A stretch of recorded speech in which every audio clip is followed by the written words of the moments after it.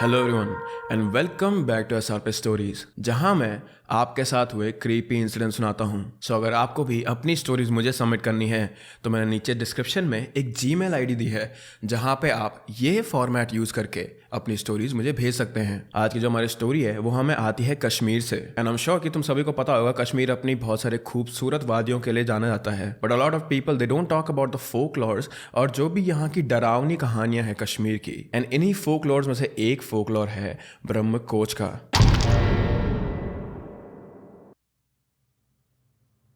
Kashmir, the Switzerland of Asia, हमारे India की one of the most beautiful जगह है।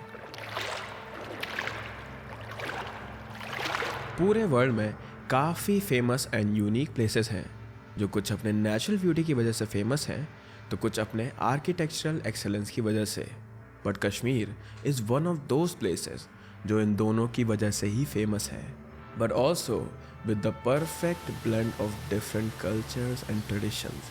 कश्मीर के काफ़ी सारे नाम हैं, जिनमें से एक है heaven on earth.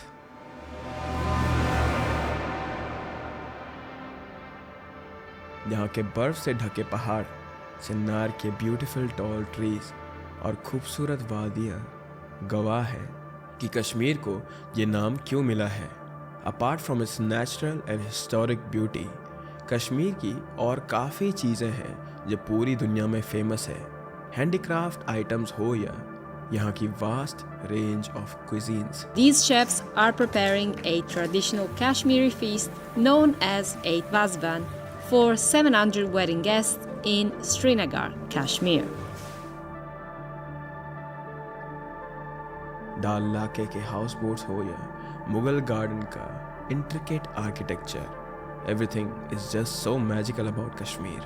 The people are very simple here, और यहाँ आए टूरिस्ट को भी एक फैमिली की तरह ही ट्रीट करा जाता है। And that's why it's one of the most popular tourist place in India.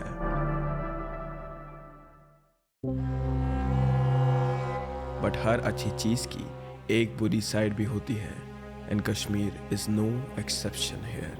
अपने खूबसूरत पहाड़ों और शांत वादियों के पीछे ऐसे कई राज हैं जो इस प्लेस को बेहद मिस्टीरियस और क्रीपी बनाती हैं, and that is the urban legends of Kashmir.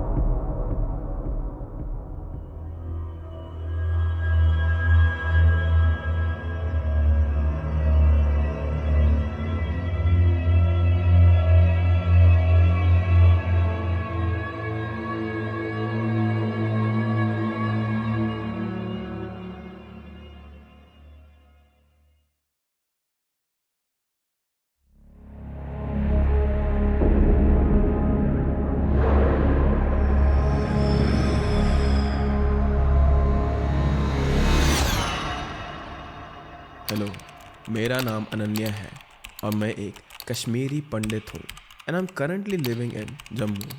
ये स्टोरी मुझे मेरी नानी ने बताई थी, जो कश्मीर में ही रहती हैं। माई नानी was born and brought up in Srinagar, पर मेरे नाना जी जम्मू के एक विलेज लरियार से बिलोंग करते थे। इसीलिए शादी के बाद नानी को लरियार शिफ्ट होना पड़ा।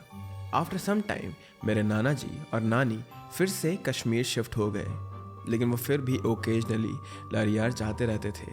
एक बार ड्यूरिंग समर टाइम जब वो दोनों लरियार विजिट कर रहे थे, तब रात में मेरी नानी और मेरे नाना जी की ताई जी अपने घर की बैल्कनी में खड़े थे, एंड देन सडनली नानी को पास के फॉरेस्ट से कुछ फ्लोटिंग ब्लू कलर्ड लाइट नजर आई।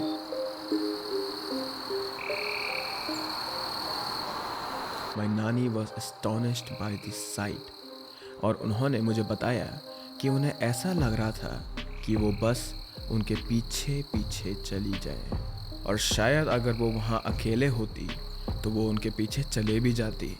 बट जब उन्होंने ताईजी से पूछा अबाउट दोज लाइट्स तो उनके एक्सप्रेशन चेंज हो गए और उन्होंने नानी से अंदर चलने के लिए बोला। मेरी नानी समझ नहीं पा रही थी कि वो ऐसा रिएक्ट क्यों कर रही थी। अंदर आने के बाद उन्होंने नानी को बताया that those weren't the floating lights, that was ब्रह्मरा कोच।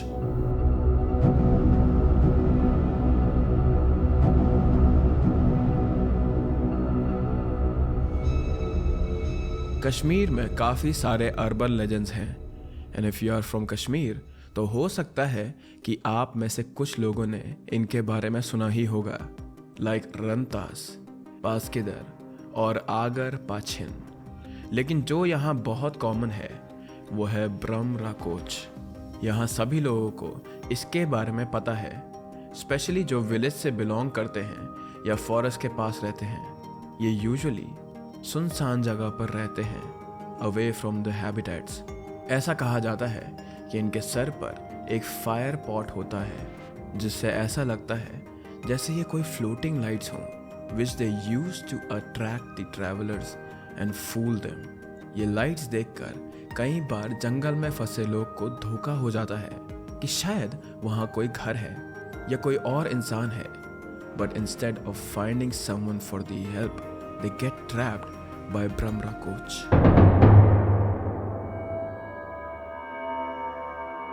According to my नानी, काफ़ी टाइम पहले लरियार में एक बहुत गरीब फैमिली थी। They were struggling immensely और उनके पास इतना पैसा भी नहीं था कि वो अपना पेट भर सके। उस फैमिली में जो आदमी था वो एक फार्मर था and he was very hard working person. वो अपनी फैमिली का ध्यान रखने के लिए, उनका पेट भरने के लिए काफ़ी मेहनत करता था और उससे जितना भी हो पाता था वो उससे ज़्यादा ही काम करता था, just to earn some money for his family. उसके पास अपनी ज़मीन नहीं थी और ना ही ज़मीन खरीदने के लिए कुछ पैसे थे उसके पास। इसीलिए वो गांव से बाहर जाकर एक ज़मींदार के फील्ड में काम करता था और वो उनके छोटे मोटे काम भी कर दिया करता था, जिसके बदले वो उसे कुछ पैसे और खाने पीने की चीज़ दे देते थे। वो पूरे दिन वही काम करता था और रात को अपने घर आ जाता। But in order to reach his home उसे विलेज के बाहर जो फॉरेस्ट था उसे क्रॉस करना पड़ता था। हमेशा की तरह जब वो अपना काम ख़त्म करके रात को अपने घर जा रहा था तो उसे अपने आगे कुछ लाइट्स नज़र आई, जिन्हें देखने पर ऐसा लग रहा था that how they use the fire pot on their hands to attract their pray.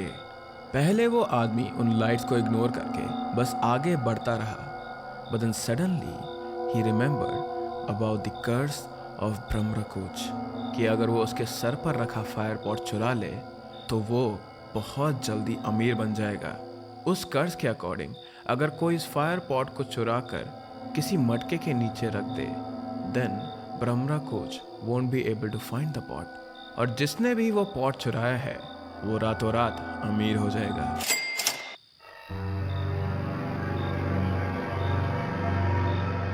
क्योंकि उस कर्ज की वजह से ब्रह्मरा कोच मटके को टच नहीं कर सकता था, लेकिन अगर उसने अपने पॉट को ढूंढ लिया then he will destroy the whole family of that person and everyone will die a tragic death. उस आदमी ने इन कॉन्सिक्वेंसेस पर ध्यान नहीं दिया और उस फायर पॉट को चुराने के लिए वहीं एक ट्री के पीछे छुपकर बैठ गया। किसी को ये नहीं पता कि उसने उस फायर पॉट को कैसे चुराया, बट वो ऐसा करने में सक्सेसफुल हो गया था और उसे अपने घर लेके आने के बाद उस फायर पॉट को उसने एक मटके के अंदर छुपा कर रख दिया, जिसे ब्रह्मरा कोच ढूंढ नहीं सका। उस फायर पॉट को घर लाते ही that man became filthy rich. हर कोई गांव में शौक था, how can he become so rich in such a small period of time.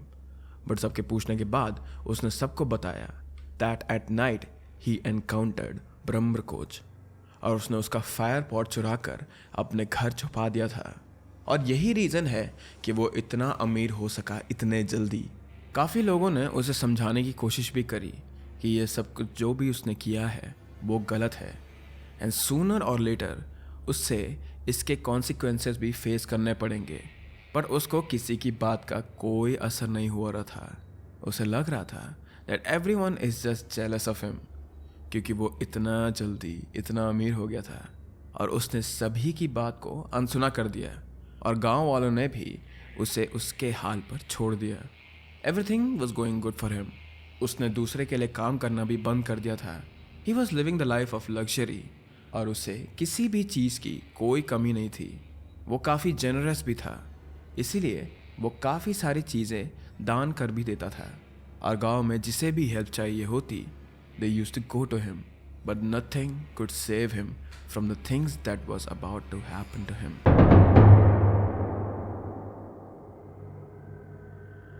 एक दिन रात में उन्हें अपने दरवाजे पर नॉक सुनाई दिया। To check it, the man got up from his bed and opened the door. उसके दरवाजे पर एक बुढ़ा आदमी खड़ा था।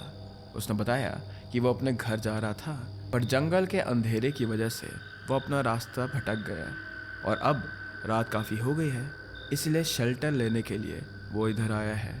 उसने बोला कि वो सुबह होते ही अपने घर निकल जाएगा। The man was kind enough और उसने उस बुढ़े आदमी को सुबह तक अपने घर में रहने के लिए परमिशन दे दी। उसके पास अक्सर लोग हेल्प के लिए आते थे, इसीलिए उसे लगा कि शायद ये भी कोई पास ही गांव का आदमी होगा और इसीलिए उसे उसकी मदद करने के लिए कुछ भी वियर्ड नहीं लगा। But little did the man know कि जिस बुढ़े आदमी को वो शेल्टर दे रहा था वो और कोई नहीं बल्कि खुद ब्रह्मकोच ही है। सबके सो जाने के बाद ब्रह्मकोच अपनी जगह से उठा and he started looking for his fire pot, लेकिन उसे कहीं भी अपना फायर पॉट नहीं मिल रहा था, which made him very angry. वो घर का सारा सामान इधर उधर करके पॉट को ढूंढता रहा, जिस वजह से काफ़ी शोर हो रहा था and the family got up from there sleep. जब उन्होंने बाहर निकल कर देखा तो उनके सामने ब्रह्मकोच बहुत गुस्से में खड़ा हुआ था। हिज आईज वर रेड और वो बहुत गुस्से में उन्हें देख रहा था। Everyone got very scared. He started demanding for his spot. वो सभी डरे हुए तो थे, लेकिन किसी ने भी उसे नहीं बताया कि वो फायर पॉट उन्होंने कहाँ छुपाया है। पर जो उस घर का सबसे छोटा बेटा था उसे बहुत डर लग रहा था। उसने भी ब्रह्मकोच की कहानियाँ अपने दोस्तों से और गांव के बड़े बुजुर्गों से सुनी थी। He was very well aware of consequences of stealing the fire pot, इसीलिए वो और डरता गया। ब्रह्मकोच का गुस्सा बढ़ता ही जा रहा था and finally out of fear उस बच्चे ने बता दिया कि उसके पापा ने ब्रह्मकोच की फायर पॉट को मटके के नीचे छुपा दिया है। ब्रह्मकोच खुद से उस मटके को उठाकर अपना फायर पॉट नहीं ले सकता था, इसीलिए उसने उस बच्चे से ही फायर पॉट को बाहर निकालने के लिए बोला। He then took the fire pot and left the place. But जब सुबह विलेजर्स उठे तो उस आदमी का घर पूरी तरह से जला हुआ था and everyone in his family was also burnt alive inside the house। हर कोई ये देखते ही पहचान चुका था कि ब्रह्मकोच ने ही इस पूरी फैमिली को मारा है। इस इंसिडेंट के बाद से आज तक लरियार में ये माना जाता है कि ब्रह्मकोच की स्पिरिट वहाँ के फॉरेस्ट को हॉन्ट करती है to find his next prey. आज भी वहाँ रात होने से पहले फार्मर्स अपने घर आ जाते हैं। वहाँ के बच्चे आज भी रात को खिड़की से बाहर देखने से डरते हैं और जो भी ट्रैवलर्स वहाँ जाते हैं वो रात को भूल कर भी फॉरेस्ट की तरफ नहीं जाते या नहीं देखते हैं। और अगर कोई ऐसा वहाँ चला जाता है जिसे ब्रह्मकोच के बारे में नहीं पता, then he lures them inside the forest. वो उन ब्यूटीफुल फ्लोटिंग लाइट्स के पीछे पीछे फॉरेस्ट में काफ़ी अंदर चले जाते हैं और जब तक उन्हें इस बारे में पता चले तब तक काफ़ी देर हो जाती है। और अगर कभी कोई राह चलता इंसान गलती से रात में अपना रास्ता भटक जाए तो वो इन लाइट्स को देखकर ये सोच के उनकी तरफ चला जाता है कि शायद वहाँ किसी का घर हो और उसे हेल्प मिल जाएगी। बट ये सिर्फ ब्रह्मकोच का एक धोखा होता है। And on finding them in the morning only their burned bodies are found. और कई ऐसे लोग भी हैं जो जंगल के अंधेरे में गायब तो हुए, पर उनके साथ क्या हुआ ये किसी को भी पता नहीं। No one was able to find them. इसलिए आज भी अगर कोई अनफॉर्चुनेटली जंगल में भटक जाता है तो वो किसी केव में छुपकर बैठ जाते हैं और वहाँ से वो सुबह तक नहीं निकलते। वो वहीं आग जलाकर बैठ जाते हैं क्योंकि ब्रह्मकोच की सिर्फ एक ही वीकनेस है एंड इट्स फायर इटसेल्फ। इसीलिए गांव में लोग अपने घर के बाहर आग जलाकर सो जाते हैं, और अगर कभी किसी को रात में बाहर जाना पड़े या घर आते हुए उन्हें रात हो जाए तो वो अपने साथ एक मशाल जलाकर चलते हैं to protect themselves. But even today ब्रह्मकोच का डर हर किसी के दिल में बना हुआ है, और जो भी यहाँ घूमने आते हैं they just hope and pray that they don't encounter ब्रह्मकोच ऑन देयर ट्रिप, क्योंकि हर कोई जानता है that he is still out there in the jungle looking for his next prey.